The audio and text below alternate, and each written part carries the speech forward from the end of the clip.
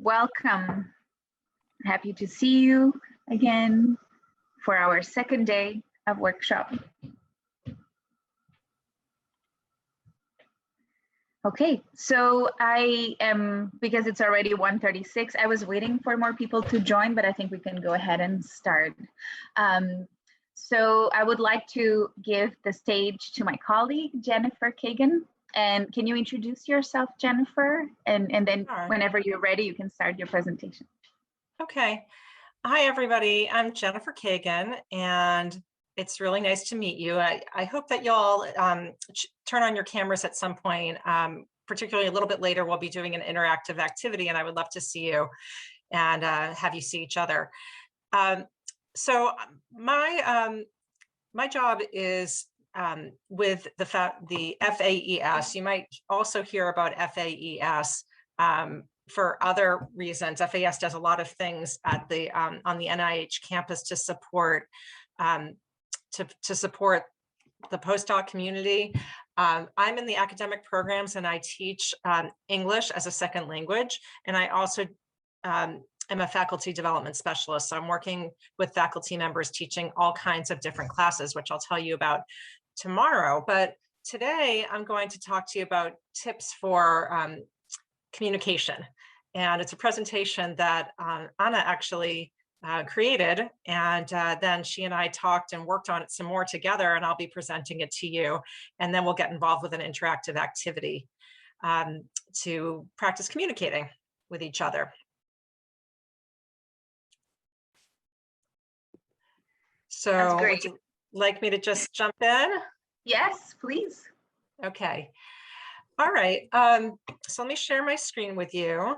And again, before I do that, I'll just say that my first love is really teaching English as a second language. I work for FAES now, as I said, supporting faculty, but I've been teaching English for quite a few years.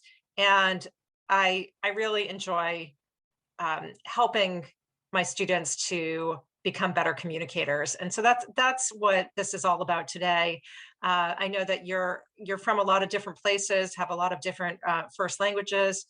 And I just want you to, get a little taste of some, get some tips on how to start getting out there and communicating, and, give you the confidence to explore. So I'm going to go ahead and share my screen with you. All right. Anna, are we able to see the presentation okay? Sorry. Yes, but it's not in presenter mode yet. Okay. How do I do that? I always forget how I put it in presenter mode.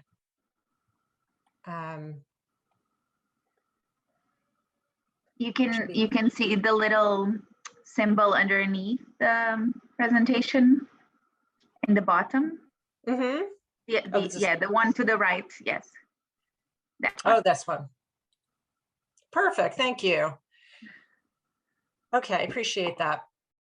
So as I said, your host, Anna, created this presentation originally, and we've been working on it together for a couple of years now. So I hope you'll enjoy it. So the first thing we're going to talk about is how communication is a two-way street. And that means there's two main things that we're concerned about. We're concerned about speaking and listening. So that may seem obvious, but just want to point out that they really work together.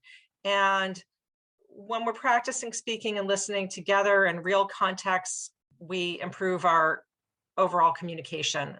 So I bring that to your attention because sometimes we, especially when we're learning English in a environment where it's not a real world context, you might spend more time on listening, for example, and not spend as much time speaking.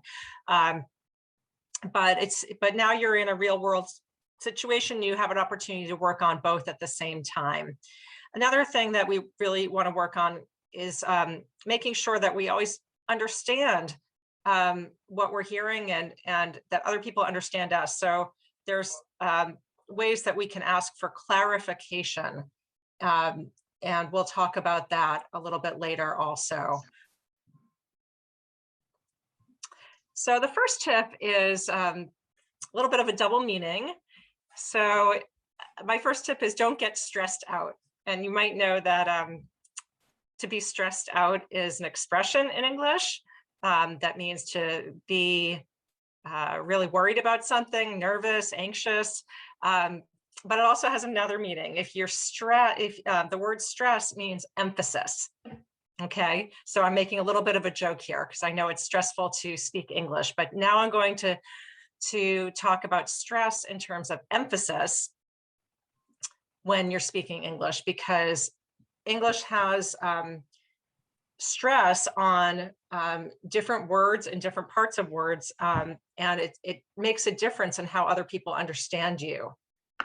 So looking at the first point here, for native English speakers, stress is the key to meaning. It's what is what tells us what is important and what to focus on.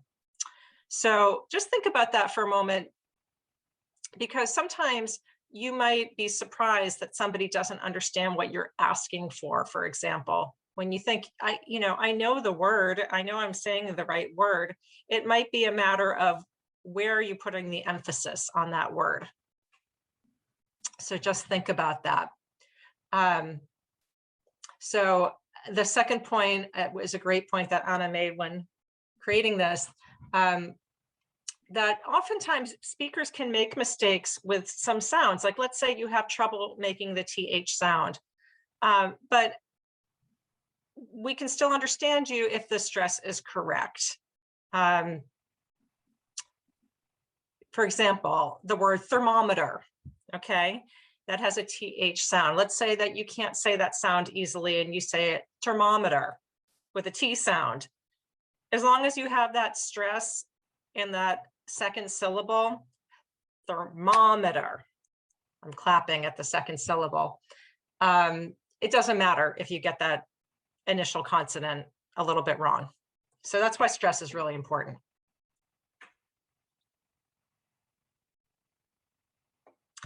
Okay, so there's different ways that we use stress in the language. Some languages are what we call syllable timed, okay? And that means that every syllable gets the same emphasis. And some examples of those kinds of languages are listed here. And you can see it says da, da, da, da, da, da, da, because they're all equal stress. English isn't like that, okay? English is more like, you can see where it says da, da, da, da, da, da, da, da, da, da, da, da, okay? So, and I wrote in parentheses here that imagine what the birds are saying in English. I don't know about you, but I am hearing a lot of birds chirping all the time. And sometimes I think about what they're saying, because music is, English is very musical and it has this rhythm to it. So sometimes I think, oh, the bird's saying, happy birthday to you, happy birthday to you, or it's saying, so, I think of some phrase that they're saying because that English is like that. So I'm just going to pause here to ask you, what about in your language? Does anybody want to share something about syllable stress in their language? Does it work that way or not? You can feel free to unmute yourselves and make a comment. Or put something in the chat if you'd like.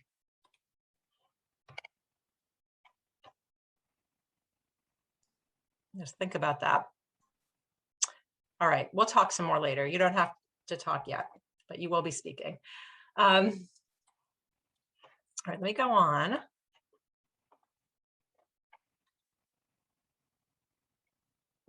that the right one? Okay, so in this slide, we're talking about this is kind of a fun way to think about it, how stress can be important in a sentence and actually change the meaning. Okay, so imagine that somebody is making a coffee order at Starbucks and the order is wrong. Okay, so in the first one, the customer says, I asked for 2 large coffees to go. So maybe you could put in the chat, what's the problem? Anybody, just put it in the chat. What's the problem? I asked for 2 large coffees to go.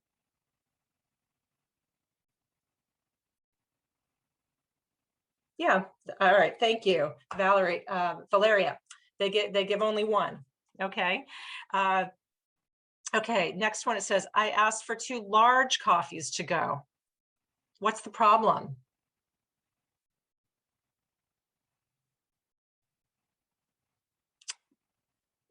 Okay, somebody said 2 large. Yeah, maybe they got extra large instead. They didn't want the really big ones. They just wanted the large, or maybe they got the small one there. So the size is wrong. And I see a comment here from Regina. Thank you. And hi, Regina. She was a former student of mine. That in Portuguese, they use some symbols for stress. Okay, that's interesting. So in English, that makes it harder because we don't have any symbols for the words that we're stressing, and we don't have any symbols for the syllables that we're stressing. So we just have to figure it out from the context if we're reading it. And if we're listening, we have to, listen to it, which is going to be the same in your language too.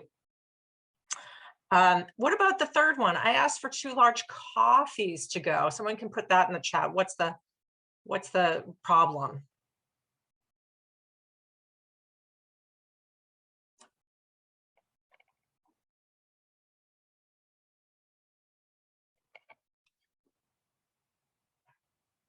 I keep looking over because I've got 2 monitors here. Okay. Somebody said they're having a problem seeing the screen. I am. I know you're having problems. I'm the only one. I don't know, but I don't see the presentation. Oh dear. Or maybe it's just me. I don't know. That's why I was asking. I do see the presentation, but I don't find the problem with the 2 large coffee. The first one or the third one? The third one. Okay. So yeah, so somebody wrote the word coffees, right? That word is the highlighted word. Is 2 large. I asked for 2 large coffees to go. So if you're the customer, you said I asked for 2 large coffees to go. Maybe they didn't give you coffee. Maybe they gave you something else. Maybe they gave you tea. Right? So you're going to emphasize the thing that is wrong with your order. You wouldn't just say it, I asked for it. You wouldn't just repeat it the same way. Like when you place your order, you might say, could I please have 2 large coffees? And then when it comes back and it's 2 teas, you would want to emphasize, oh, no, I actually wanted coffee. So you say that word with more of emphasis. That makes sense? Yes, Jennifer. Yeah. Can you please, I think we are having different problems seeing the screen. So some people still see your previous slide. Can you, yes. I just stopped it for a second. Okay. Okay. And let me start it again. This is the beginning. You're seeing So the whole, I guess no one was seeing the coffee slide. Oh dear. Okay. Yes. All right. Sorry about that. Okay. No. So I asked for 2 large coffees to go. What was the number 3? Okay, that's what we were just talking about. And then the number 4, I asked for 2 large coffees to go. Okay, what's the problem?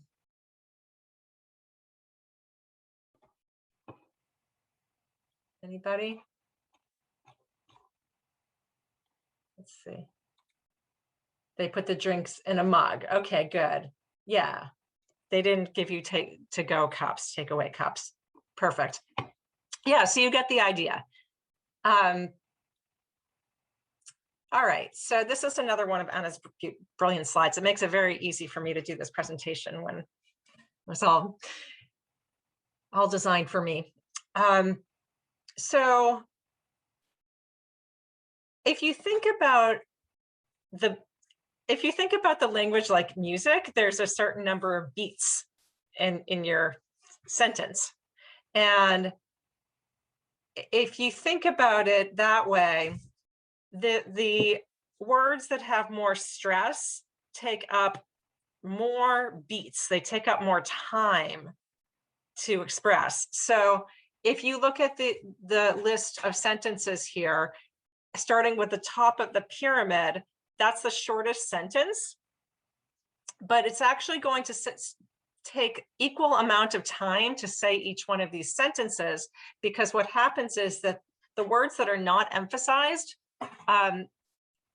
take up very short little beats. They don't, you don't have to give them the same attention. So kids play ball. The kids play ball. You can see I barely said the word the. It's just the, you know. The kids play ball. The kids are playing ball. The kids are playing with the ball. The kids have been playing with the ball.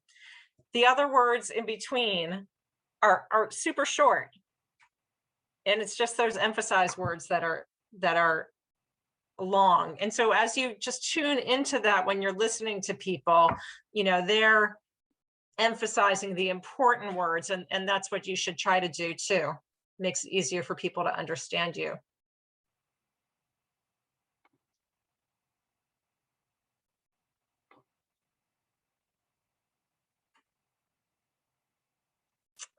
Okay, so there's different reasons why you need to think about your syllable stress.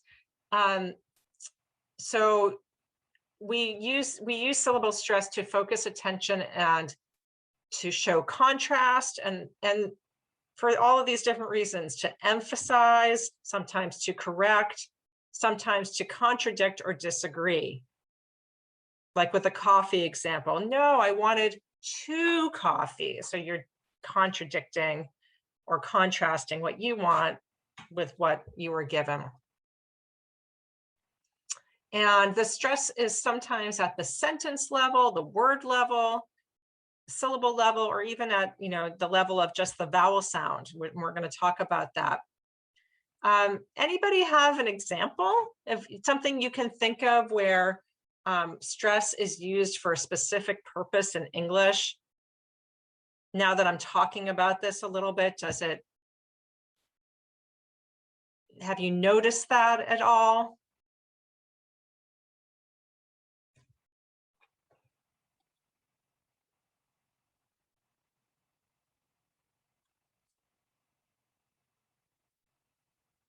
Have you ever noticed somebody, you know, misunderstanding you because of that problem, where maybe you thought you understood the word, but somebody kept asking you,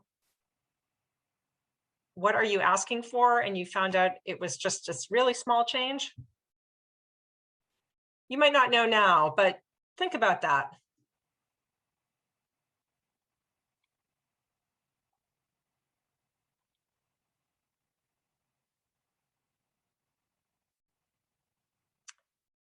So I've been talking about how things are in English. This is not the same in every language. Every language has different techniques to indicate the most important word. But here are some examples of, in English, how you might use. What's that? Can I ask something? Of course. Yeah. Open my camera. So this is Felipe. Hi. Hi.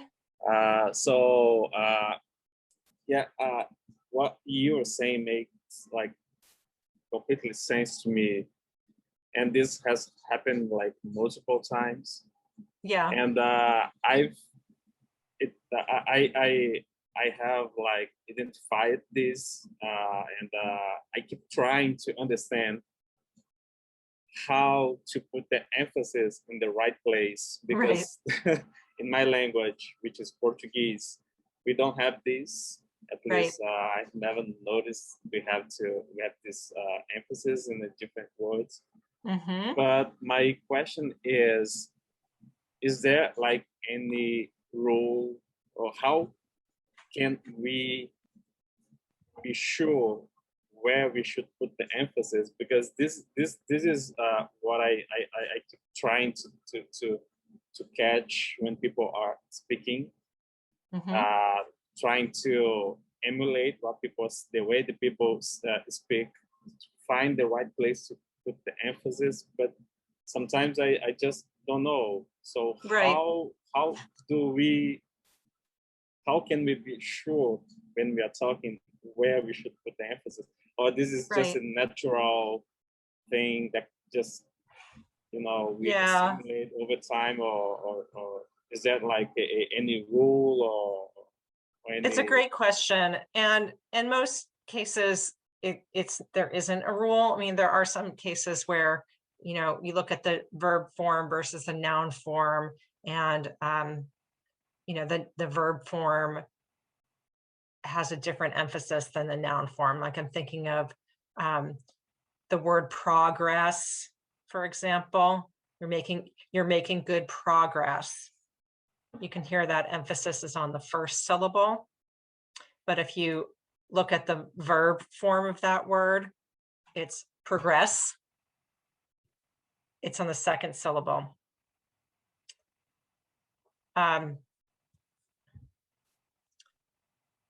So that's kind of a rule with nouns and verbs. You can think about, and sometimes they don't sound like the same word either, but they do look the same when they're written.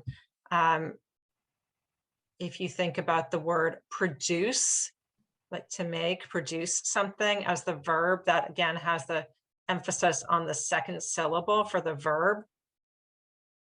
But if you go to the store and you look at the produce section, and that's a category of food, it's a noun, it's the different emphasis on the first syllable. But it's really hard to memorize these rules, and there aren't that many of them. In most cases, it's a matter of listening to and just being mindful of it. So, if you're, I often advise people to listen, for example, to TED Talks or National Public Radio. Those are two sites that have something that you can listen to and an available transcript. And when you listen to the story, you can read along, and you can, if you have access to a printer and you can actually print something out, it's great. You can take your highlighter and actually listen to where you hear that stress. You could just do it for a couple sentences at a time and listen to where you hear that stress and sort of repeat it. And it will start to feel, more natural. Or you're listening to the radio, even in your car, and you can stop it for a little bit and just repeat what the person said in that same intonation and stress. It takes some practice, but it really takes focus. It takes some focus to be thinking about what you're hearing and how it translates into what you're saying. Okay. It's a lot. I mean, I don't have a simple answer. I'm sorry. That's okay. But the first step is the awareness of it, because it's very, very frustrating when you think that you know how to say a word and people are looking at you like, what are you asking for? And it's, it's a matter of that syllable stress. So you could actually, here's one more tip. If that happens to you, don't forget about it. Like, go home, try to, like, next opportunity you have, write down or say in your phone or something, write yourself a message like, okay, I was asking for nectarines, which this happened to one of my students. Nectarines, that really yummy fruits, like a peach without the fuzz on it. But she kept on saying nectarines, and they didn't understand her because she put the syllable stress on the wrong thing. But then she came to class and she asked me, like, why didn't they understand me? And we figured it out. So, you could either, if you're in a class, you can ask in class, but most of the time you're not in a class. So you can go to a great site. I'll put it in the chat, called dictionary.com. I mean, you can probably do this with Google Translate also, or there's probably a lot of sites. I like dictionary.com. You can put the word in it and just press the little microphone and hear how it sounds. So, maybe before you go to the grocery store, you can challenge yourself, because, okay, I'm going to get these 10 items and I want to know how they're pronounced before I go. And you can look them up in the dictionary.com and repeat them, and then challenge yourself when you go to the grocery store. Maybe one of the words is nectarines, and you can ask somebody, so are the nectarines ripe yet? Or, ask a question, just see, think of the world as your teacher. So you have these opportunities and you can try things out, and you don't have to worry about it. You're not going to see people again most of the time. And people still have masks on. They're not going to notice you again. Jennifer, but about the emphasis on the words, not so much on the syllables, but Yeah. Let's say that if you are preparing to give a scientific talk of your work, for example, right? What tips would you give to help people choose which words to stress, right? To convey the meaning that they want to convey. Right. So maybe I'll just stop sharing for a moment while we're talking. So this is a great question. When you want your presentation to sound varied and not just all one flat monotone way of speaking. So you want to think about what the important words are. Let's say that you're giving a talk on diabetes, and you want to talk about the health risks for diabetes. You want to go through that presentation and say, okay, first we're going to talk about diet, and then as you go through each sentence, what are the key things in the diet that you want them to be aware of? Underline those things. You don't want them to walk away thinking, that those words in between are important. You want them to remember those, specific suggestions that you had in your presentation. So, and then I practice it. You underline them so that they're important, and then you practice it either in the recorder of your phone, and you may feel silly, like, make sure to eat low fat foods. Okay, you're going to say low fat foods because you want to give the word low fat more emphasis than the word food, for example. The adjective is important here. So you practice that sentence, and then you listen to yourself, and you can just you can pretty well tell, like, okay, yeah, that sounds like the way I hear other people speak, and that's emphasizing the words that I want to say. Okay. Thank you. Yeah. Okay, so again, some comments. Sorry, there are some comments on the chat. Virginia and Lola. Yeah. Okay. Lola.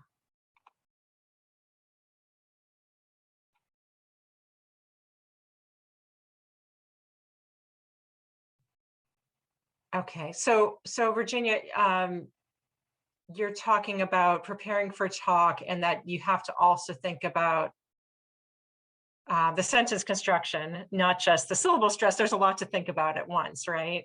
Yeah, so that's completely understandable. There's so many different aspects, and it's, you know, whether you're a native speaker or not, you're going to have to practice a lot before a talk. I had to spend some time looking at this presentation, making sure that I didn't have mistakes in it before coming here today. Nobody does a presentation cold.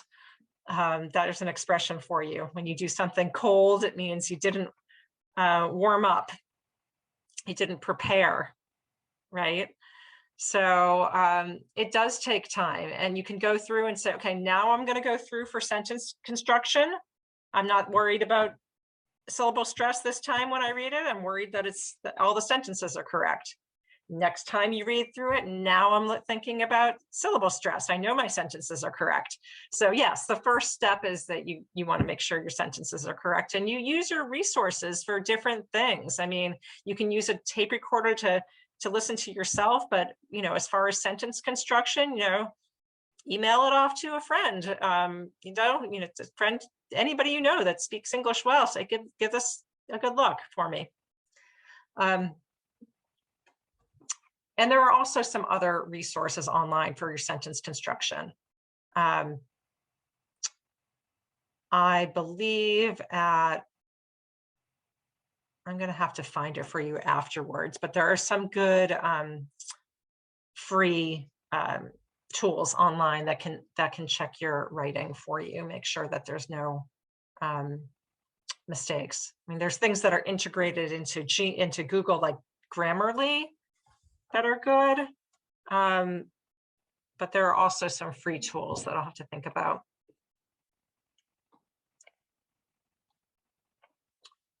Okay. All right. So now I'm finally getting to my second tip, which is to trust your ears and not your eyes when it comes to English.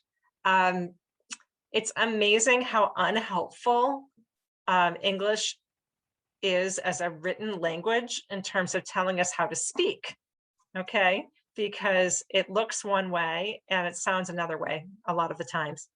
So just to give you an example of that, all of these words here have the letter A in them, but they're not pronounced the same.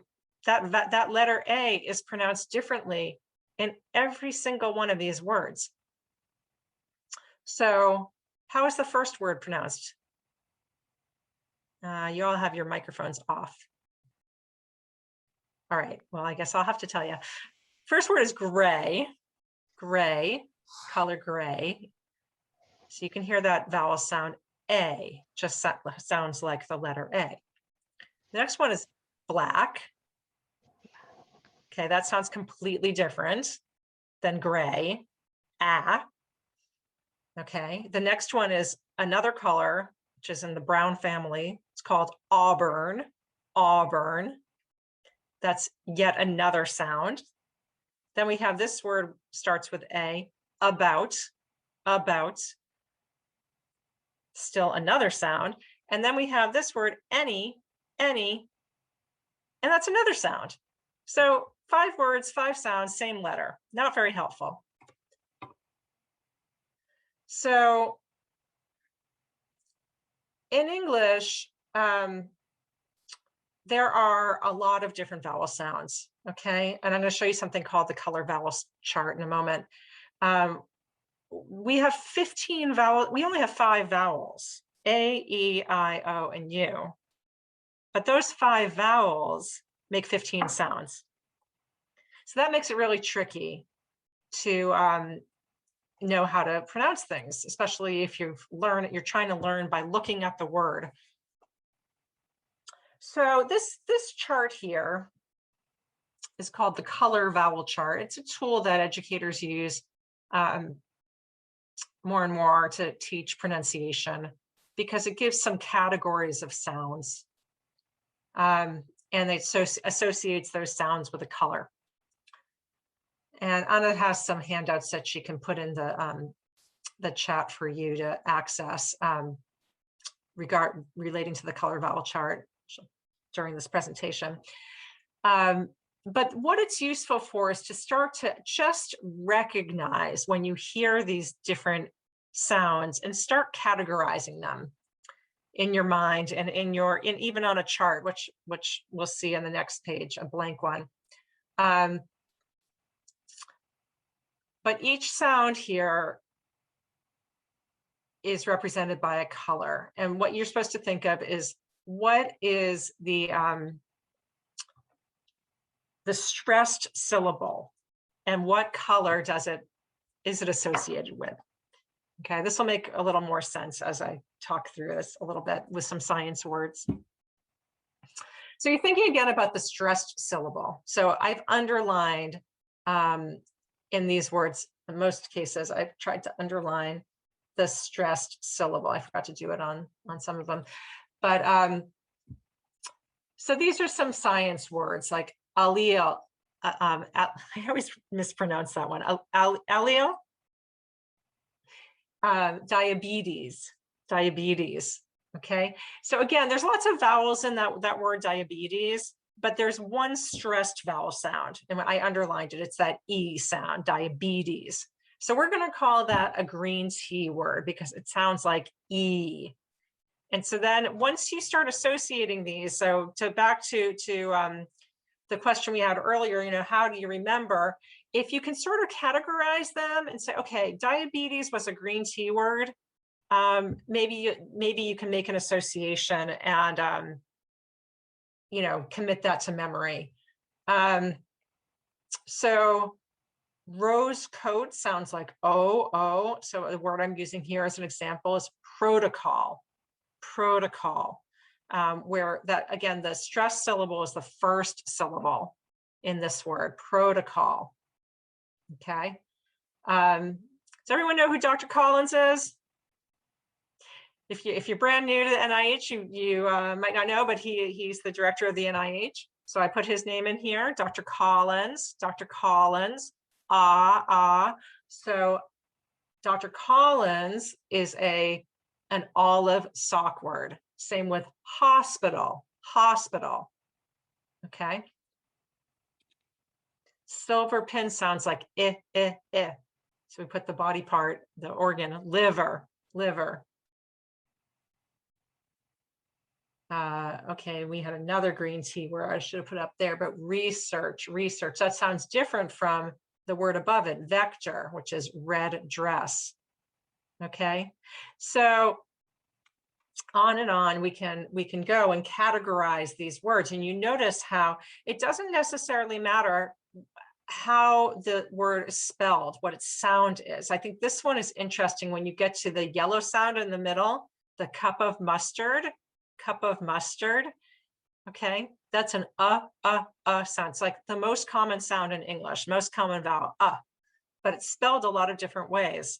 Okay, so we have culture with a U, but then look at this, Moderna. It's the same thing. We don't really say Moderna, we say Moderna.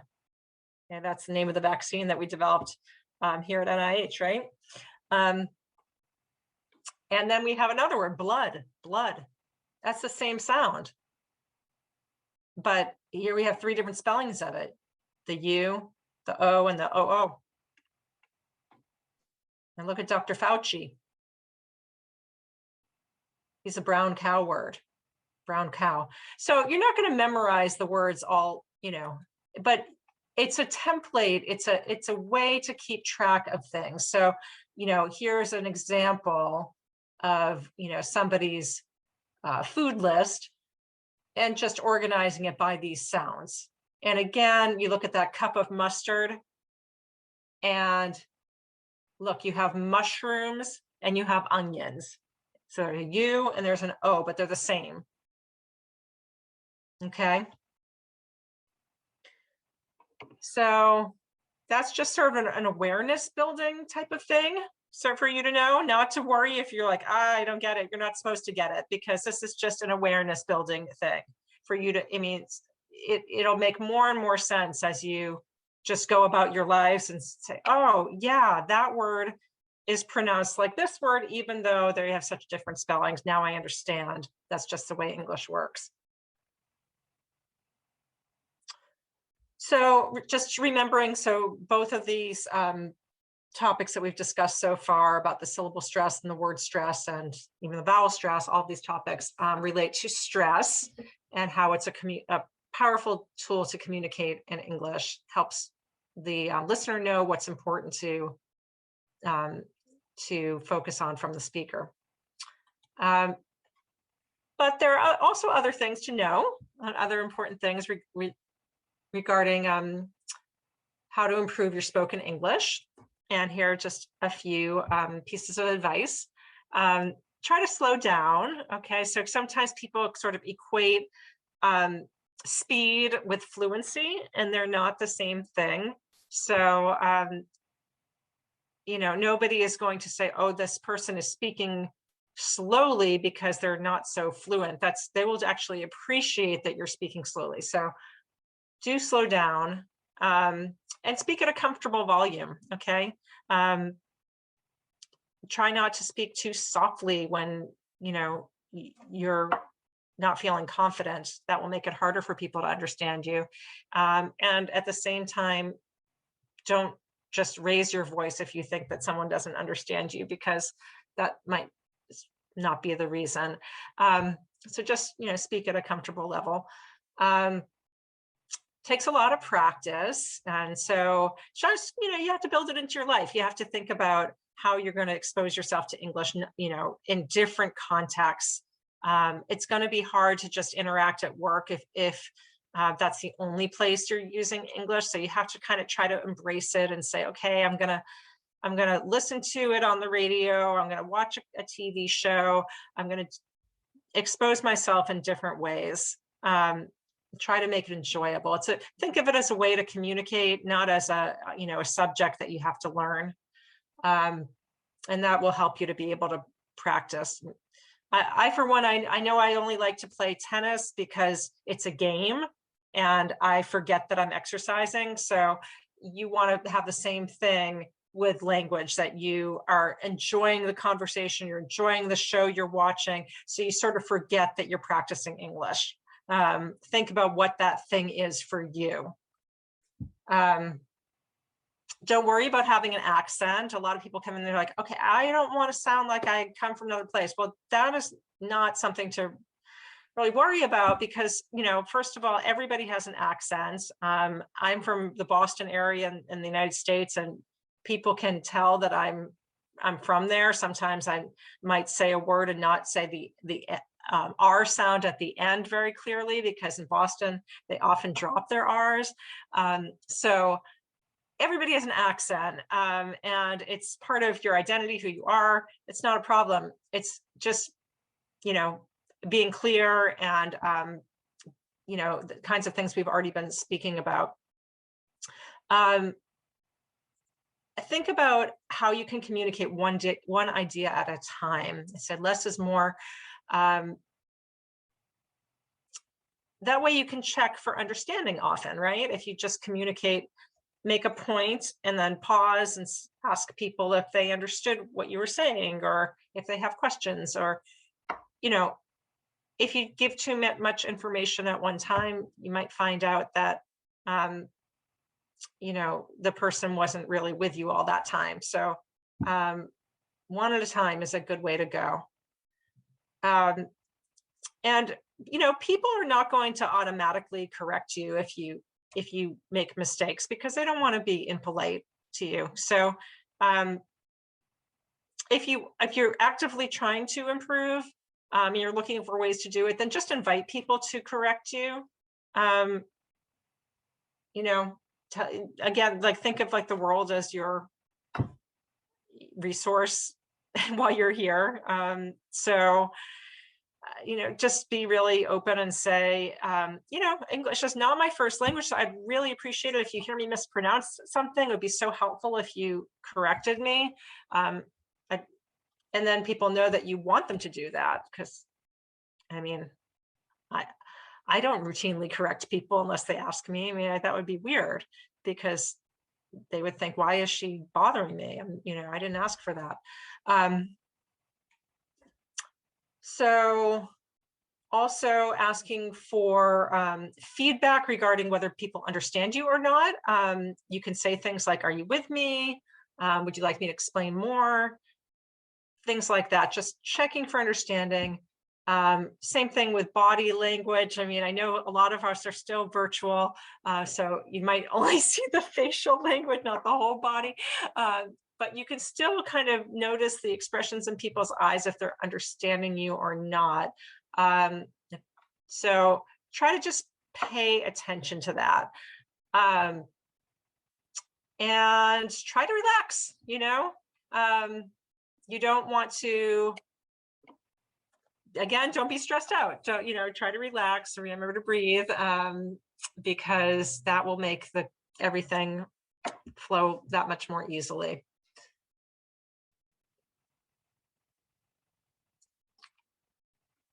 Okay, so at this point, I am going to go to our group activity.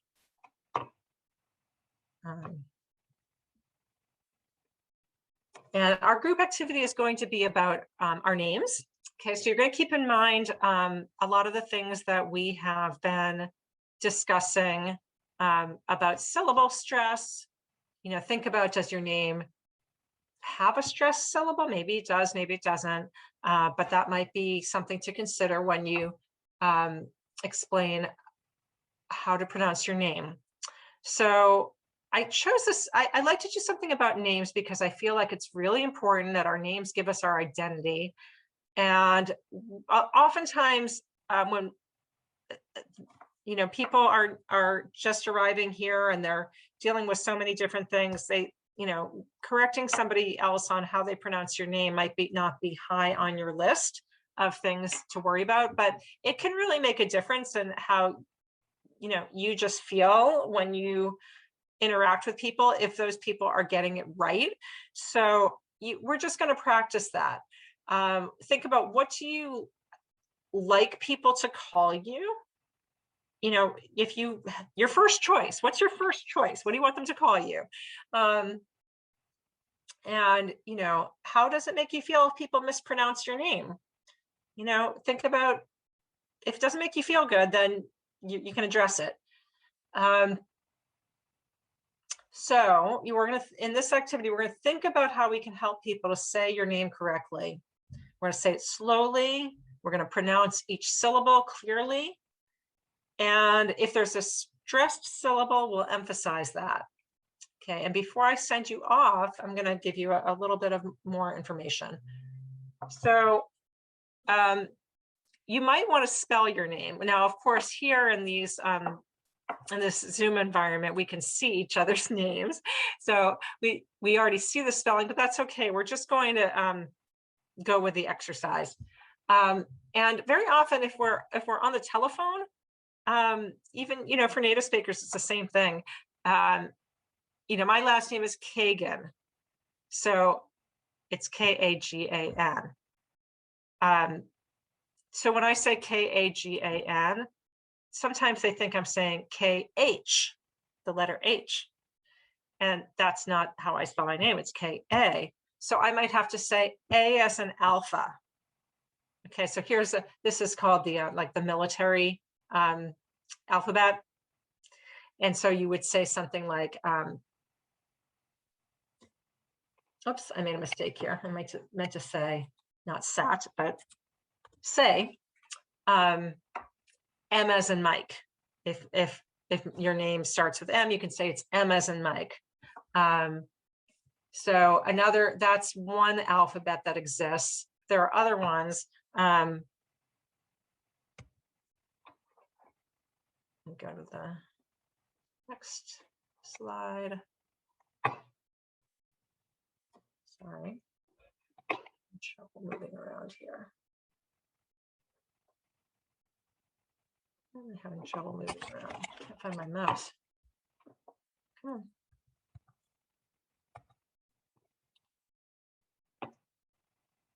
I don't know why I'm having trouble. All of a sudden, my mouse doesn't want to advance to the next one. Okay, now it's gone. Okay, so There's another example. I found this is used by the New York Police Department. So I actually like this one better. It's the words are are mostly names that are pretty common in English. So, you know, if I said my name is Jennifer Kagan, Kagan, I could say K as in King, A as in Adam, G as in George. But you can use any common word, right? Any common word that you think people will know, or any common name that you think people will know, and that will help them. Okay. So I'm going to split you off into groups of just 2 people per group. And you'll say your name and you'll spell your name for the other person. And then after your partner introduces themselves to you, you'll say, nice to meet you, and the person's name. And you're going to ask the other person if you pronounce their name correctly. Okay, so you're going to say, like, Anna and I can demonstrate.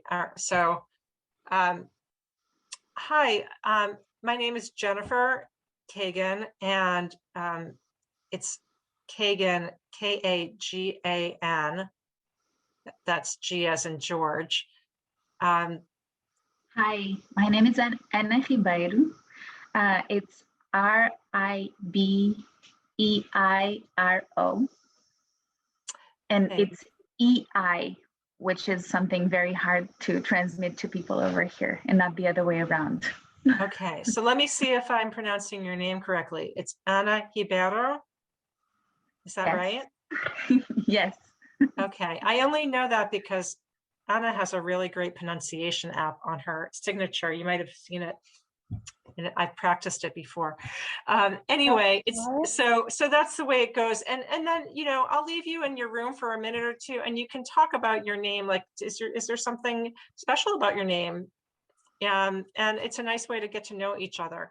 Now that we've talked about diversity and, you know, how we should respect people's languages and cultures, we're going to talk about a little bit about intercultural communication. So how to improve our communication in culturally diverse environments, such as DNIH. So the world is getting smaller and smaller, and everyone, especially now, right, that we can connect virtually with people all over the world. And everyone is connecting to someone, either virtually or in person. So for people from different cultural backgrounds to successfully work together, it's very important that we understand the various things that can influence the way we see the world, the way we think, and the way we communicate with others.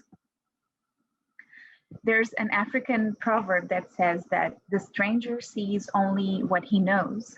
And this means that by only paying attention to those elements that are familiar to us, when we are in a new context, a new situation, which sometimes means collaborating with someone from another country, we are missing out on a number of learning opportunities.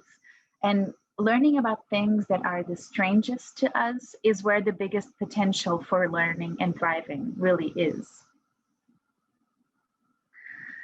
So all cultures have a word or a group of words that breaks the ice and generates smiles and creates an instant bond between total strangers. And that's hello. All cultures have a way to say hello, to greet someone.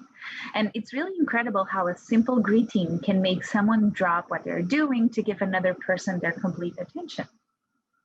But although it is a universal way of saying, I see you, it sounds different in different languages, and it also means different things. And here are some examples of how to say hello in different languages. And I would like to invite people who speak any of these languages, if they want to unmute and just say it so that we can hear it pronounced correctly, because I'm not going to be able to say them all. Hi, this is Priyanka. Hi. Hi, I'm from India. So we can speak like Hindi as a international language. So we say like namaste. It's also nice. not exactly the correct one because Hindi is not my mother tongue. Mhm. So but still I can say it's namaste. Yes, namaste. Thank you. Mhm. Thank you, Priyanka. It's much You're better to hear it from someone whose language is closer to that Yeah. one, right? Thank Yeah. you. Sure. Anyone else? Thank you. Em português, Brazilian português is olá or oi. It's very small word. So oi, hello, or olá. It's this. Thank you, Virginia. Does anyone else want to go? Hi, I'm Lola. I'm from France. And so we say bonjour. Bonjour. Bonjour. Thank you, Lola. So beautiful, right? So this is to say that greeting someone, it's something that is so simple and that we've done all our lives and never really thought about, has different meanings in different places of the world. So it not only, it sounds different, but it means different things. As you can see here in the slide, right? In some languages, it says, we see you. And I find this particularly interesting because this Zulu word, sawubona, it means I see you, but so do my ancestors, right? So that's why they say we see you. I think it's really beautiful. Namaste says I bow to you, and in Italian, ciao means at your service. So all of them mean we see you in a way, right? We are greeting you, but it has different meanings. And this depends entirely on our culture, and it's shaped by, for example, historic events, religion, and the roles males and females play in society. It's also shaped by different sensitivities to touch and intimacy. And that is because greeting someone is not only a verbal act, but it's also a non-verbal one, as you can see here. So, for example, in many European countries like the UK, France, and Portugal, the common greeting, even if you're meeting the person for the first time, and I know that this may sound strange for a lot of people, is kissing on the cheeks. And the number of kisses varies depending on the country. And in India, so you do namaste and you put your hands together in a praying position and bow slightly when you say the word. In Japan, the preferred way to greet someone is to bow, not bow. See, English is not my first language, and sometimes I'm not sure how to pronounce the words. Bow to another person, right? The person that you're greeting. In Russia, like in the US, a first handshake is the standard way for people to greet one another in public. And I love this. So in Tibet, the common greeting is to show your tongue to another person. And this is really interesting because according to Tibetan folklore, there was this cruel 9th century king that had a black tongue. So people, even today, they stick out their tongues to show that they're not like that king, right? And that they're not their reincarnation. So this tells you that something as simple as a hello that can be done in so many ways and with so many different meanings. Imagine what will happen in longer interactions like the ones we have every day in our workplace, and how these are shaped by the way we were raised, and how that way we were raised shapes the interactions we have with others. And I mentioned the fact that culture is shaped by historic events. And in the past year and a half, COVID-19 pandemic has changed dramatically the way we live and the way we interact. And so one of the things that changed the most was the way that people greet, right? So now we are doing that by distance. But the fact that we are creating new ways of greeting, it means that this is really a need, right? Saying to someone, I see you, is really, it's a need to create a bond with someone, right? And so we are inventing new ways of doing it. And so, for example, I'm going to back to Portugal in August, and I'm sure that the way that I'm going to greet my family and friends are going to be different from what it was, right? And I still want to tell them that I miss them and that I care. But I'm also aware that there's still a pandemic around and that it's not over. So we have to adjust to the situation and the context around us, right? And I'm very curious to see what's going to happen. And I'm even more curious to know what's going to happen 10, 20, 50 years from now in terms of how people are greeting each other, right? And how the pandemic really changed our culture, right? So if it changes our greetings, it means that it's changing our culture, and it will change a lot of other things along the way. And one of the things that is shaped by culture is language, right? And life events impact on culture, and culture impacts on language, which in turn impacts on the way we see the world. So learning a language without comprehending the culture is like going to this place that you see in the picture, that it's a Mexican marketplace, which is actually in Phoenix in the US. It's beautiful, full of color and smells, and there's so much that you can take from that. And if you go there and ask for a burger from McDonald's, your food will be okay, but you're going to be missing the point, right? So you probably will have lunch, but you'll not be experiencing the whole, the market, the fact that you're there, right? And so the same thing goes with language and culture. To fully appreciate a language, you need to understand the culture of the people who speak it, because they're intrinsically connected. Culture defines language, and language shapes culture. And tomorrow, when I send the material from the workshop, you'll find a link to a recorded talk called Learning a New Language. And there I talk about the importance of immersing yourself in a given culture to successfully learn the language, which is exactly what Jennifer was talking about before. So there's this radio show called A Way with Words, and it explores American expressions and the history behind it.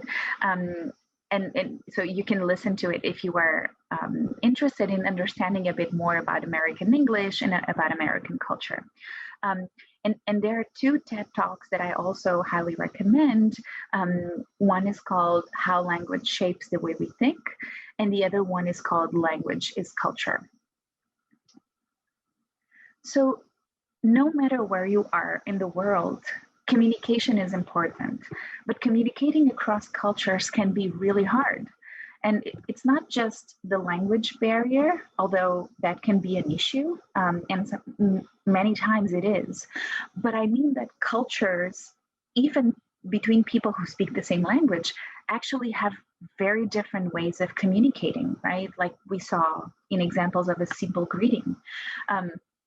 While some cultures are informal, some have a very, complex series of ritual greetings, and some cultures consider it rude to get to a meeting on time, for example, right?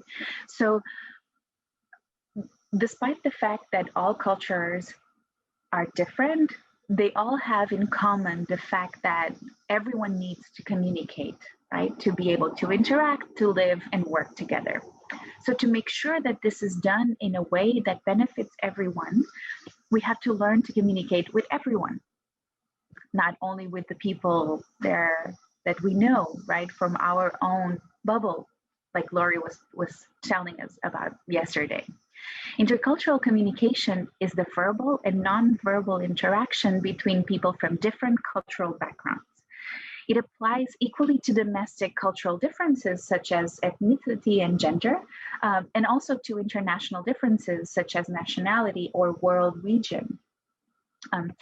And talking about communication, like Jennifer was saying before, communication is a two-way street, right? So it depends on the interaction between two people. It can be verbal, so what we say or what we write, and what we hear or what we read, and it can be nonverbal, So depending on other cues, there are not words like body language or intonation. And this is how we this is how we say, and how I'm sorry. So when communicating with someone, but even more if it's someone from a different culture, from a different cultural background, make sure you pay attention and that you listen actively so that you're able to understand better.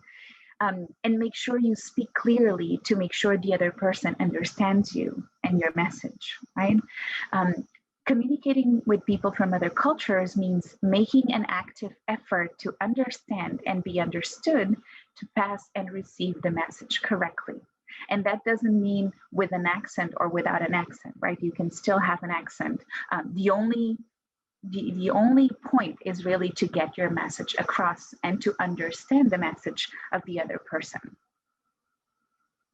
When we think about one person talking to another, that simple act has many dimensions, meaning that there are many different things that influence the way the person communicates.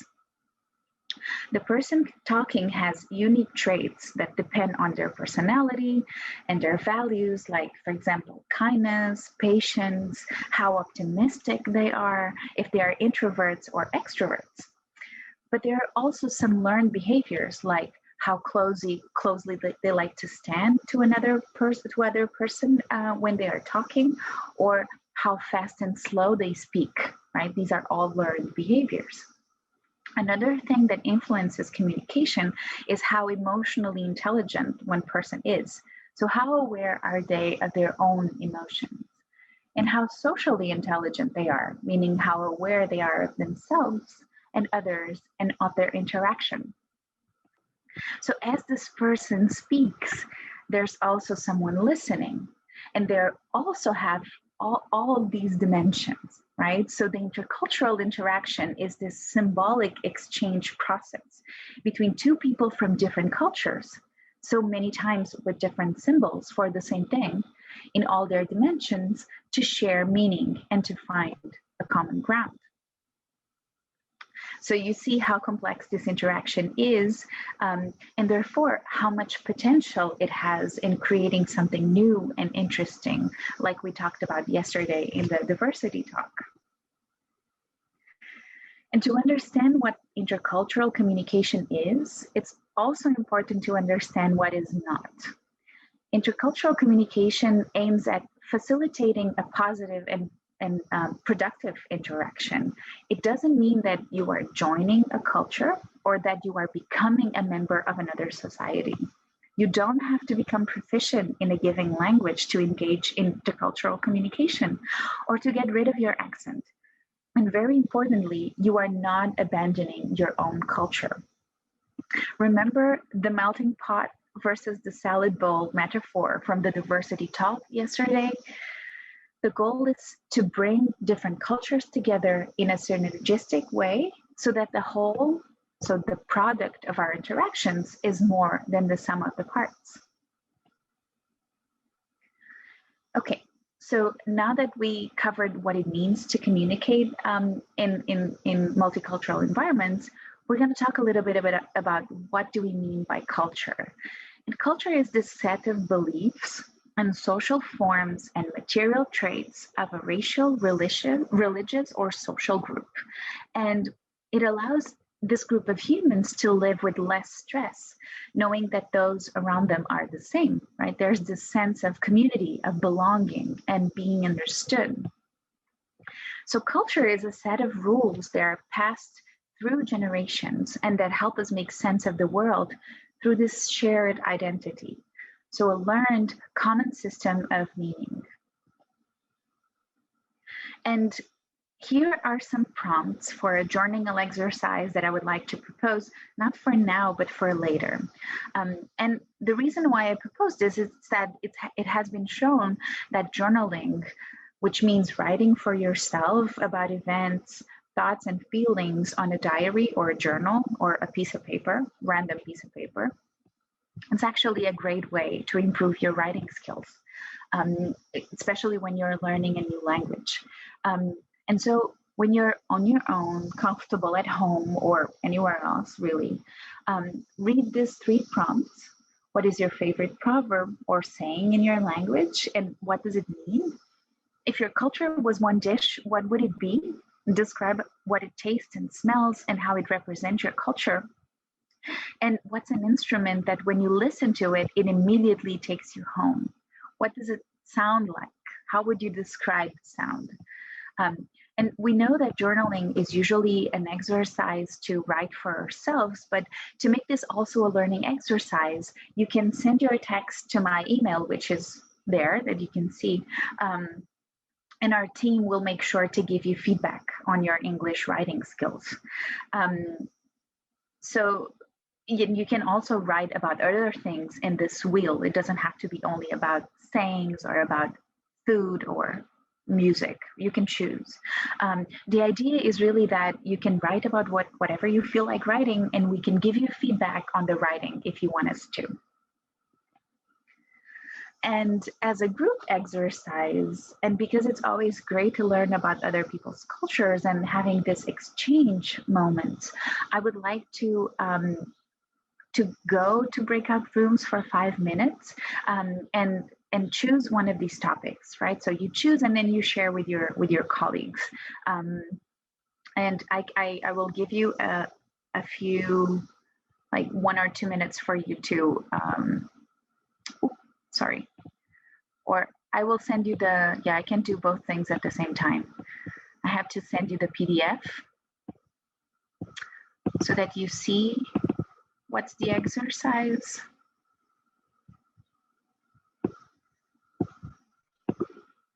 Okay, it's there.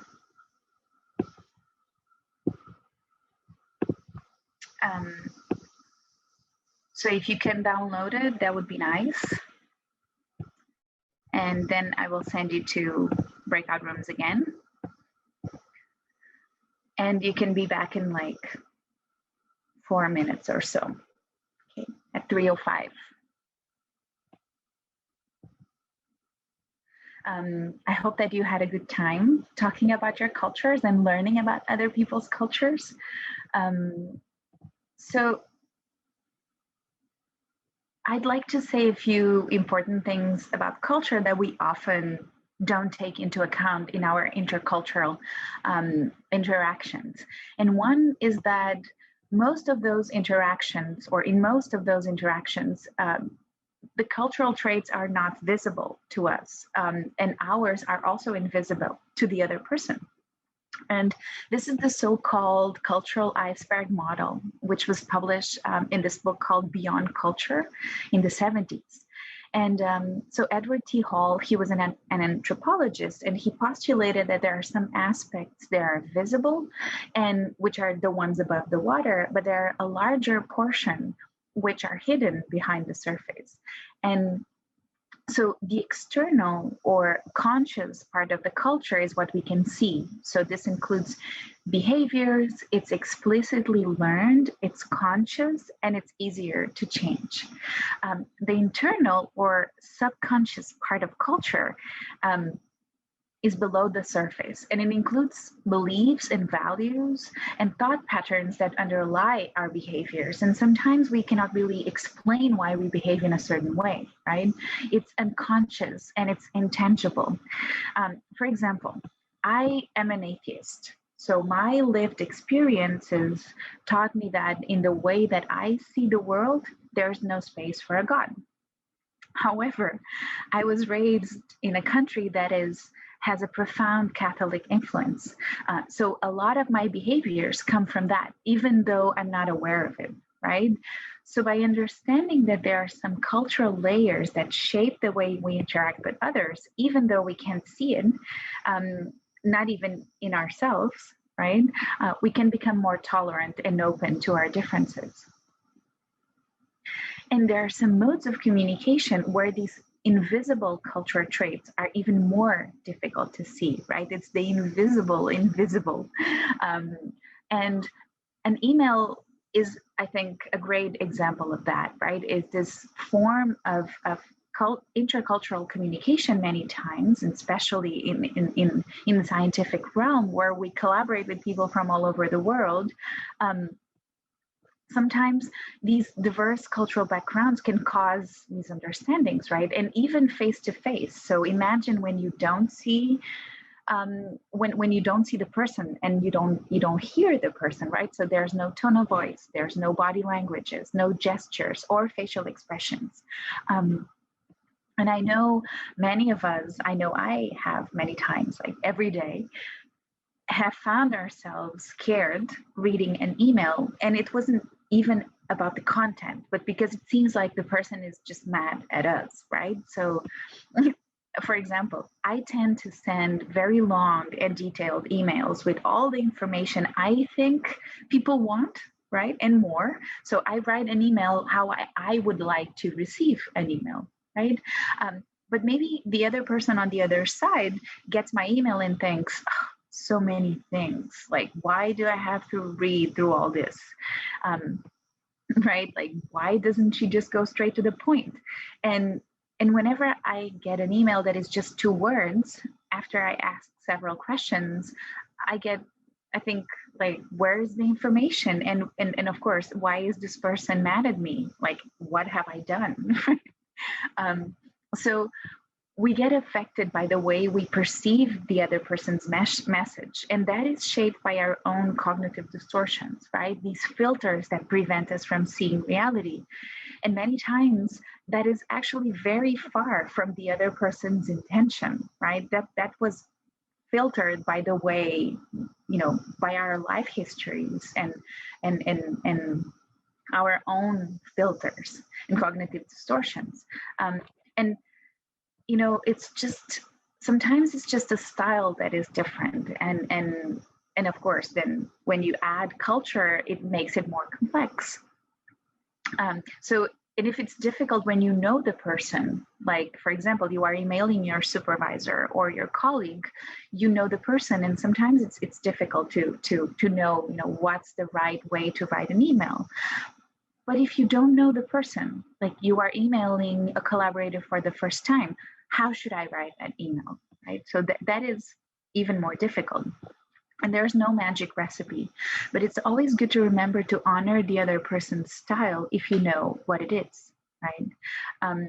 There's another recorded lecture that I'm going to send you tomorrow that is by my colleague, Natasha Lugo Escobar, and which is in written communication. And she covers really well some tips on how to write intercultural emails.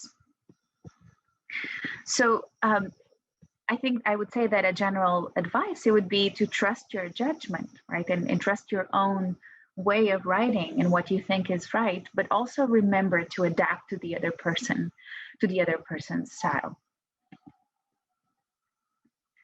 So the second thing I'd like to say about culture is that one country does not represent one culture, right? And most countries are culturally diverse, and they are like salad bowls, right? Rather than melting pots like we talked about before. And so it's just a mix of different cultures. And for example, in Brazil, there are, and I chose Brazil because even though it's not my country, it's a country that is very close to home because I have so many family and friends from there. And it's a country with more than 200 million people and more than 200 languages and more than 20 religions and at least five major ethnic groups. So not only this country that was inhabited only by indigenous populations was invaded by the Portuguese sailors in the 1500s, but they also brought the biggest number of slaves from West African countries to the American continent at the time. And more recently, a lot of people immigrated from Japan, Germany, Italy, and Lebanon. So the current population of Brazil is really a mix of very different countries, right, and cultures, even though they're all Brazilians. And this is to say that please beware of expectations. So knowing one or two Brazilians says nothing about the next Brazilian person you'll meet, right? And this applies to all other countries. So keep that in mind. One person is not the same, or one country is not the same as one culture. And one person can also be multicultural, right? And it's just like countries can be culturally diverse, so can people. And in this case, we say, instead of culturally diverse, we say multicultural person. And this means that the person does not necessarily represent just one culture, right? An individual can be multicultural in 3 different ways. They can have deep knowledge of a certain culture. They can identify with more than one culture. Actually, they can identify with more than one culture, and they can have internalized more than one culture. So, for example, in the US, people describe their ancestry as Chinese American or Nigerian American or Irish American. And research shows that these individuals commonly think, perceive, and behave, as well as respond to workplace issues in more complex ways than monocultural individuals, which usually translates in career success, like we saw yesterday in our diversity talk, because usually people who are multicultural, they bring different points of view to the table, right? They think in different ways about the same problem. And this is the example of me and my family. So I am Portuguese, and I've lived in Portugal most of my life. And my husband is Brazilian. His parents are Brazilian, and he has lived there most of his life. So we can say that both of us are monocultural.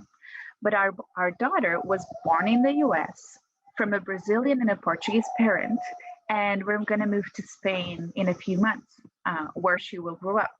So because she's just 1 year old, I don't think we can consider her multicultural by the definitions that we used before. But as she grows up, she will have multiple perspectives on the world, which will help her become more open-minded, or at least that's what we hope. So usually before we get to know each other, there are a lot of inferred conclusions based on stereotypes and culture-based interpretations, which all depends on what we know or what we don't know about the other person's culture. So to avoid inferring a person's behavior for what we expect a person from that culture to behave like, we should be aware that the person we are interacting with is unique, and that it brings with them a set of identities and a personal life history. And without this awareness, the interaction can go really wrong, right? We may choose to disengage, or we actually may choose, even worse, to generalize and react. So while we hope everyone gets treated with the same respect and have the same opportunities within an organization, it is essential that we navigate peer-to-peer communication by paying attention to people's specific needs and knowing that our interactions are always shaped by our dimensions, which should be respected and honored. So here are just some examples of the types of communication we use in our daily lives in this multicultural setting that is the NIH and the United States, right? So we are in a multicultural setting, and then within another one, right? An even bigger one. So these are the types of interactions that we can have. And this is the professional and the personal realm. And the truth is that there are many situations where these two overlap, right? When we have a happy hour, we call it beer hours in Portugal. But when we have a happy hour, is it really personal or is it professional, right? It's hard to dissect. So through these modes of communication, we need to make sure that we are understood and that we understand the person. And we also need to take into account the mode of communication, right? Some are more direct, like a one-on-one meeting with our supervisor, and some are more indirect, like an email, right? Which actually can be pretty direct. So it depends, right? But let's say a scientific publication, right? You are communicating to the community, but you are not actively engaging with them, right? So having the context into account is really, really important. And in the next talk, we will focus on how to improve the professional side of the communication or workplace communication. And then by the end of the course tomorrow, I'll send, together with the other recorded talk that I told you about, there are two more, right? So one is about emails that I also mentioned, and the other one is oral communication. So in total, there are 3 recorded ones that we decided not to include in the workshop because of Zoom fatigue, which is real. So that's why you have it recording. So finally, I would like to leave you with a list of tips for improving your intercultural communication skills. So the first one is take the time to learn and always keep learning, right? Research, ask questions, observe, and pay attention. You'll find some commonalities and differences on the other person's communication style. So make sure you understand those and how they could influence your interaction. And also practice self-awareness. Keep an open mind and avoid assumptions and stereotypes about a given culture. Don't be arrogant, thinking that your way is the correct way. And pay attention to your language, because words really matter, right? And they can be dangerous, as they can be spectacularly useful. I mean, yeah, they're always useful, but sometimes they are really dangerous. So pay attention to the words, and always assume positive intent. So rather than thinking that the other person's intention is to harm you, think that maybe they're not aware that you're feeling harmed, and use that as an avenue for a clear conversation and a frank conversation. Also, seek assistance and connect. Ask people you trust to help you when you don't know something. What's the correct word to use, or how to act in a particular context. Also, attending diversity trainings as a way to become aware of your biases and how you can improve. And we have a lot of them here at the NIH. You can email me if you want to know more about it and how you can take some of those courses. These are really important resources, right? So for self-awareness and for improving our relationship with others. And if you are in leadership or management positions, make sure you create multicultural teams, because that ultimately will actually improve your chances of success. And if you like social media, this is an excellent way to connect with people from other cultures and share ideas. And finally, make sure you incorporate what you've learned from all your interactions with others in your future interactions, with always having the aim of becoming a better communicator and a more respectful human being, and contributing to a more open and tolerant world. So yeah, that's all I have. Any questions or comments? You can put it in the chat if you prefer, or just unmute yourselves.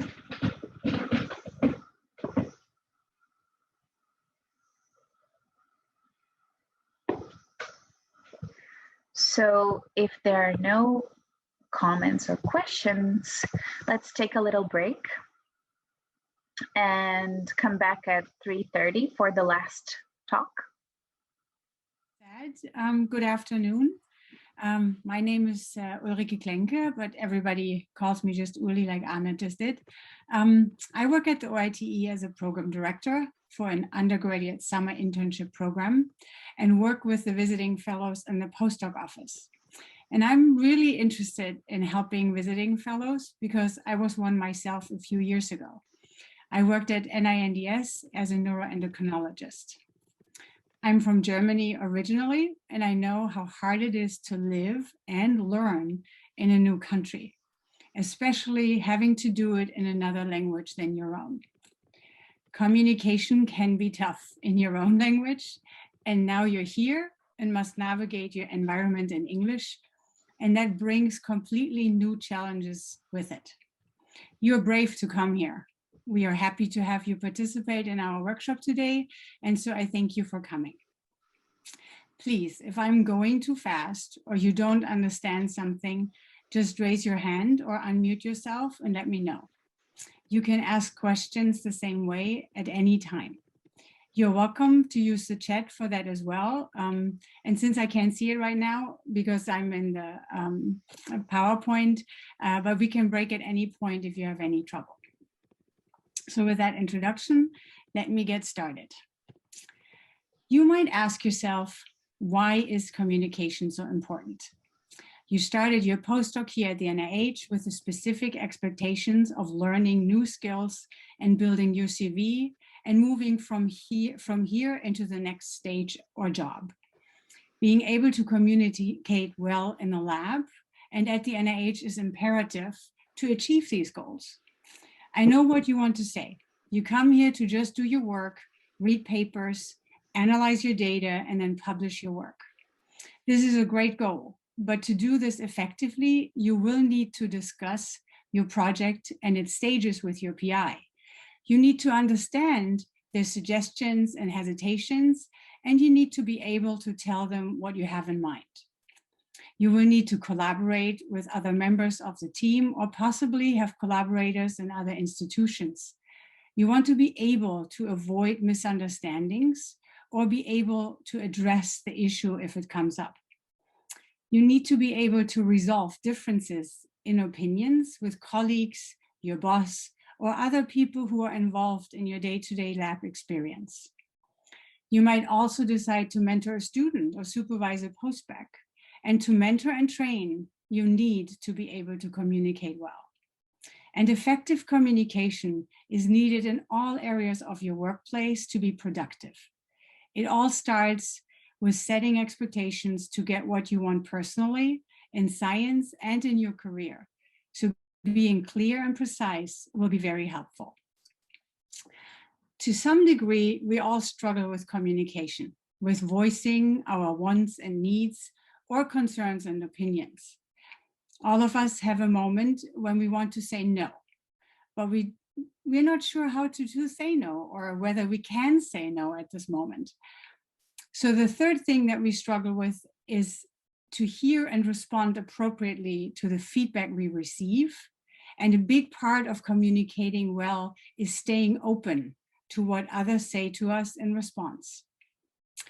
So this is hard when people are equals, but it's even harder when we do this across a power difference. And on top of that fact, is the fact that we all communicate differently, that we all see conflict differently. We really need to be proactive and assertive to get what we want from our educational, research, and work experience, and from life too. It's not easy. It's hard to step up and say what's going on for you in all aspects of your life. And we completely understand that. And I know you've already talked a little about culture and cultural communication with Anna before me. But I want to look at this from a slightly different point of view. And how we see ourselves depends on the cultures that we spend time with. And this is the work of two sociologists, Hazel Rose Marcus and Alana Connor. So their work helps us see ourselves from the context of those messages that we actually have internalized already. So you can imagine being a sponge when you're growing up, right? Soaking up information from our family, our different cultures. And over time, we absorb a lot from that environment. So Marcus and Connor talk about two constructs of self. They started with this work from the perspective of Eastern and Western cultures, but this work goes far beyond that. All the communities and cultures that we've grown up in send us messages. We are seeing the world through those two lenses. The independent self lens, you can also call it more like the individual lens, and the interdependent self lens, which we can also call the collective focused self. But we all have both. As an individual self, we value and emphasize being unique, making clearly defined contributions, being heard, being assertive, and influencing others. Our primary focus is on our needs, our opinions, our goals. At the end, it's all about us. As a collective focused self, we see ourselves as part of a bigger community, and we value and emphasize relationships. We value adjusting to other people. We value shared responsibility, respect for authority, and our primary focus is supporting the group, like the collective, and maintaining traditions. And as I said, Marcus and Connor started talking about this from a perspective of Western and Eastern cultures. And you can easily see people who spend a lot of time in the United States having received a lot of messages that align more with the individual self.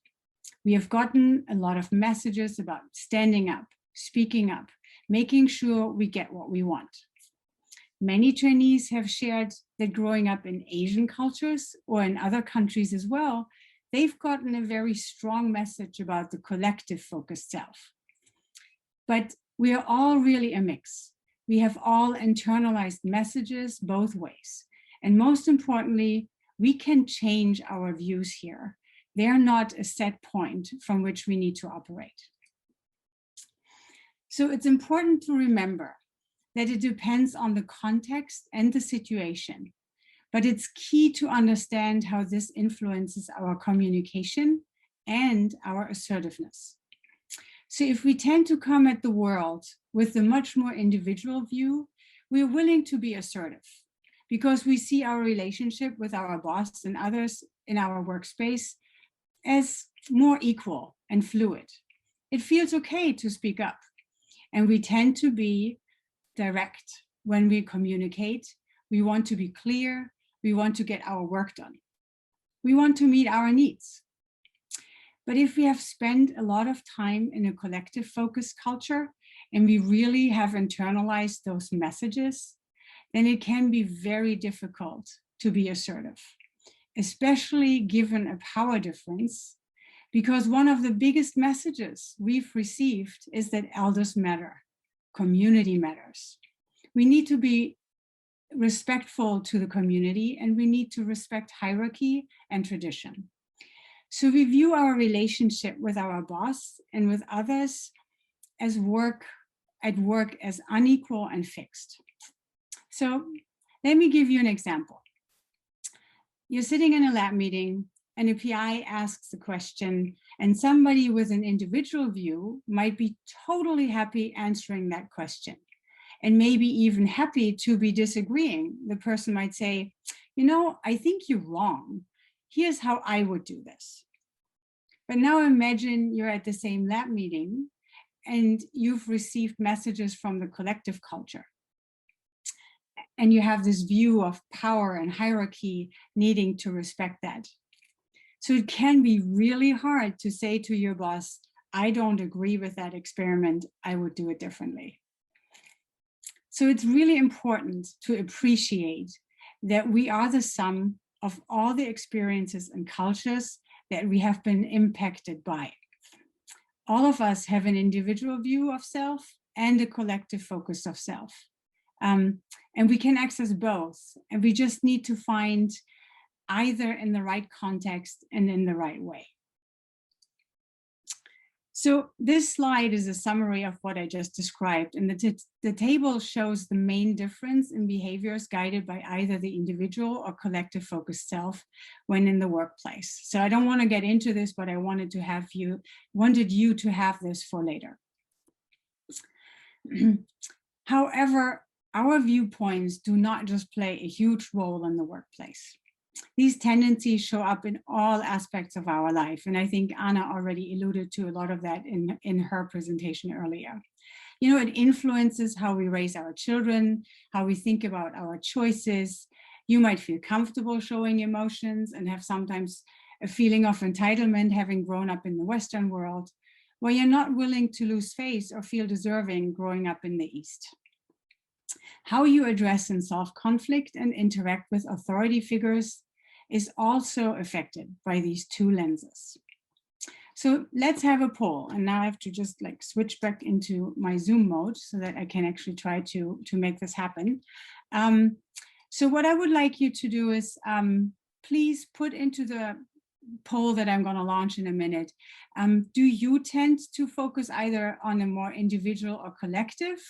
And do you feel that you do a good job expressing your needs and getting them met? So here is the poll, and you should be able to manipulate that now.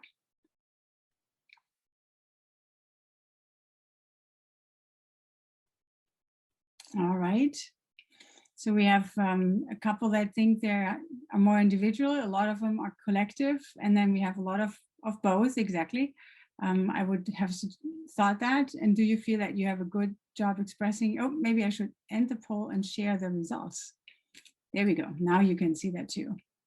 Yes, can you see that, Anna? Can you nod your head real quick? Yes, perfect. Okay. So you actually, a lot think that they do get their needs, sometimes, and fewer even no. So that's already a great start. Thank you for participating in the poll. That's awesome. So now I switch back here.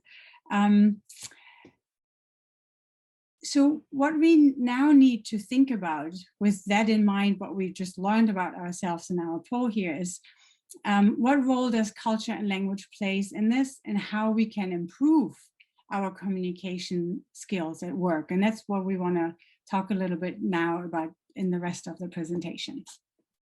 So I'd like to start with an example at work. Let's have a look at the tale of the two postdocs. So both postdocs are working in the same lab. Both are working really hard and produce about the same amount of data. And both are working on a manuscript and hope to submit it by June. Of course, we all know it's coming ahead. June is start of the summer, and both need and have planned a vacation. Let's meet postdoc number one. They are known to be quiet and super helpful when asked, and they have been working long hours for several weeks to prepare and take off, and of course to get noticed by the PI that they are hardworking. 2 weeks before the planned trip, they have a conversation with their PI and are asked for new data. With that, it is clear in their mind that the PI won't be willing to give them any time off. So instead of even asking, they just cancel the trip, work through the summer, and gather the new data requested. On the other hand, we have postdoc number two, who is known to speak up and has very strong opinions. Nobody asks them for help because they always say no. So a week before the planned vacation, they connect with the PI and tell the boss that they will be going on a 3-week trip. The PI is surprised by the length of the trip, and especially in light that there's still data needed to be able to submit the manuscript. The postdoc promises that the data will be produced when they come back from vacation. However, the PI is not satisfied, and while the postdoc is away, gives that part of the project to someone else in the lab to generate the data. So I have prepared another poll for you, and I'm going to launch that now. Here we go. Stop. Oh, did I share that the whole time? So let's do poll number 2. So what do you think? Which postdoc is acting in a more individual manner? Postdoc 1 or 2? Which postdoc is acting in a more collective focused manner, 1 or 2? And does either postdoc get what they want? All right, postdoc 2 is doing more individual. I'm gonna, where we are, we're almost a few more people maybe. We have 50% who voted. Yeah, we're getting up there. Awesome. I'm going to end the poll here in the interest of time and share the results with you. So yes, which postdoc is acting in a more individual manner? Very clearly postdoc number 2, right? And which postdoc is acting in a more collective focused manner? Very clearly number 1. Does either of their postdoc get what he or she wants? Not really, exactly. They don't. So thank you for participating in that. And I'm going to stop sharing so that it's not on your screen. And let me move on. So let's analyze a little bit their communication styles that they chose to, communicate or not communicate with their boss. So we have the passive postdoc 1, who is hugely disappointed, but not going to show it and just accepts the outcome. This is a style used by many people who have spent a lot of time in the collective focused cultures or in families where it was very strong message was don't speak up. The other postdoc number 2 is a more aggressive and direct. They pursue their interests forcefully and don't really care about the long-term consequences to others. The relationship to others or the relationship between others and themselves. It's like, this is all about me and I'm going to get what I want. Aggressive can feel very violent. It can be full of anger, and that's not what we advocate for. Although there is times, for example, when people safety is, for example, on the line, then we do need aggressive communication. But generally, we're looking for it to be assertive. We're looking to be assertive in our communication.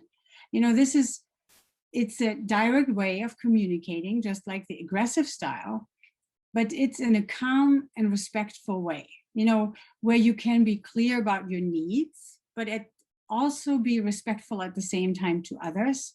So assertive communication is what we are actually looking for when we talk about workplace communications. So how would an assertive postdoc have handled this situation? Let's imagine postdoc 3 would be someone who listens carefully before offering well thought out ideas.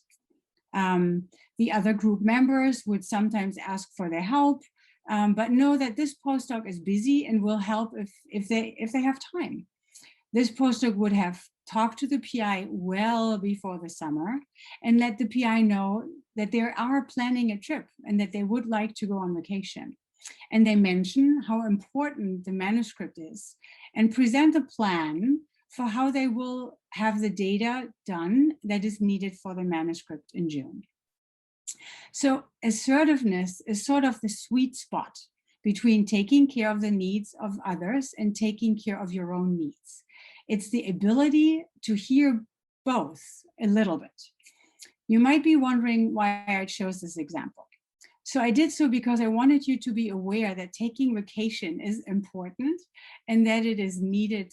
A break is really important for being creative and productive. So you have a right to take time off, and please make yourself familiar with the vacation policies at the NIH. I know a lot of you are new at the NIH, which you can find, for example, in the postdoc handbook, and communicate often and early with your PI about needs and plans, specifically in regards vacation. So, you know, we try to hit many spots with our examples that we give in these presentations. So now, if you're wondering for yourself what your style is, you can look at this table specifically. It gives you a good description about the demeanor of each style, and that means how your behavior is different with each of these communication styles. How, for example, you hold yourself up, like how is your posture? Are you using your hands, like as you can see I do? Sort of what I look like and might sound like using these different styles. This website at the bottom goes into a lot of details way beyond this. But in general, assertive communication is firm and polite. You make eye contact, you're standing tall, you're not hunched over, you're not trying to make your body small. Rather, you're relaxed and you're open. Your gestures are open and welcoming. And often, assertive communication has the best chance of getting us what we want. So let's have an example for an assertive communication style. So we are in the lab. A trainee has planned to run a PCR in the morning and signed up to use the machine. However, another trainee in the lab needs to, for an experiment the same morning, and just starts the machine without asking. I'm sure we've all run into that particular conflict situation. At least I have a lot. So here's how the first trainee might address the situation in an assertive manner. Oh, I see. You started using the PCR machine without asking if anyone else had signed up to use it. I'd like to show you the sign-up sheet. It's frustrating for me not to be able to use the PCR when I had signed up for it. I need to get my work done. Would can you please consider the next time that other people might need it too? So this is, of course, one way of saying this. However, you could also say it in a very aggressive way. Oh, you know, I see you started the PCR machine without asking anyone else.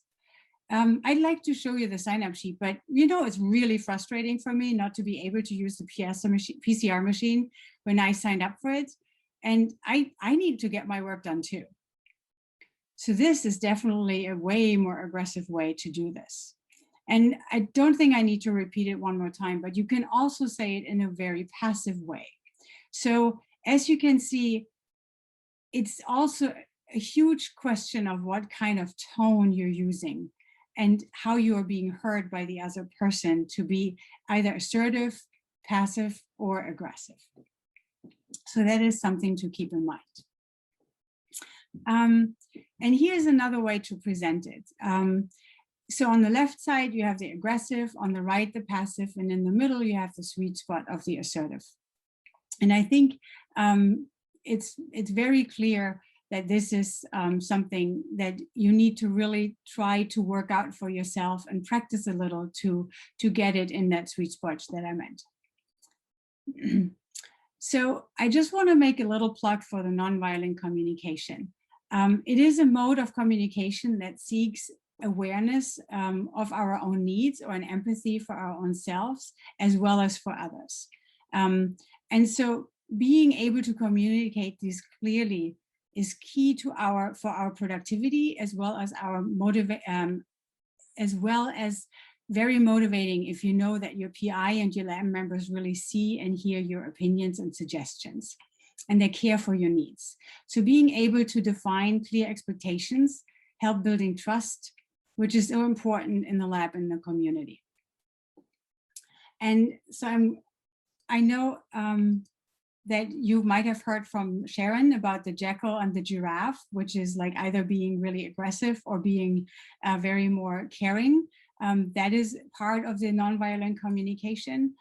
And I also wanted to share this slide with you, which shows you a little bit about how to make requests using nonviolent communication, but that is really more for you at a later time. And for you to have the resource. But in the interest of time, I'm gonna move on. Let's shift gear a little bit. So one of the hardest things to do in the lab is actually setting boundaries. And what do I mean by that? You know, making requests from or saying no to our lab members and or our boss is really hard. So I would like to talk a little bit about how that can be done. You know, we feel guilty if we have to say no, if somebody, and especially our PI, asks us to do so. It's the same thing when we're going to make a request for something that we need. You know, we think, I cannot ask, they're all so busy. You know, like I'm busy too, but they're more busy than I am, so I just have to get my own thing done. But of course, when we don't get our own needs met, and we're always saying yes, you know, we might even feel resentful that we have to do something that we don't have time for. So here are some questions that you can use when you need to decide if it's important to speak up. For example, will it help me reach my goals? Will it advance my career? Will it provide some benefit that is important to me right now? You know, sometimes an ask doesn't have a deadline and then you might be able to do it later. We need to ask ourselves, what else is going on? Where does this rank in my priorities? If there are 3 other important things, then I must have to learn to say no. Is it a request from somebody I can ignore? Or is it a request from someone I really care about? All right, those are 2 questions that allow us to connect both. Thinking through the power, but also thinking about who we care about. Sometimes we want to say yes to someone because we really want to support them and we care about them. However, sometimes we need to set boundaries to take care of ourselves first. So these questions aren't meant to push you to say yes, but they're meant to give you a rounded view of all the things you need to think about when you decide if you want to say yes or no. So So it's really important after working through these questions to find someone to help you practice and prepare for the conversation, because that will make you feel less nervous and empower you to enter a conversation like this. So sometimes memorizing quotes can be really helpful to do something like this. It might be a bit awkward in the beginning, but you'll make your own phrases when the time comes. For example, you could say, I'm sorry, I have a lot going on and can't take on anything new right now. Or you could say, I'm sorry, but I can't come this time, perhaps another time. Or if it is something that you've been asked to show somebody, you could say, you know, I don't need a new, let's say, project or whatever you need to say. I'm happy with what I have right now. If you get a request, you could say, I would like to help you learn this, for example, but at the moment it's a very busy week for me, and you know, like maybe we could schedule that a little bit later in the week or another time. So those are all ways you can say no. So there's compromise, there's, you know, there's putting out an alternative, you know, I do like what I want to help, but maybe not at the moment. But the important is that you don't need to apologize or add words like maybe. That really negates a little bit of what you just said. And also be aware that don't offer something or say, ask again if you actually don't mean it. Asking for help is nearly always hard and nearly always part of the solution when it comes to saying no or saying yes. So let me switch one more time gears here. And this is, you can imagine how important it is to have someone who has your back. As I mentioned in the beginning, let's talk a little bit about mentors. What is the difference between supervisor and a mentor?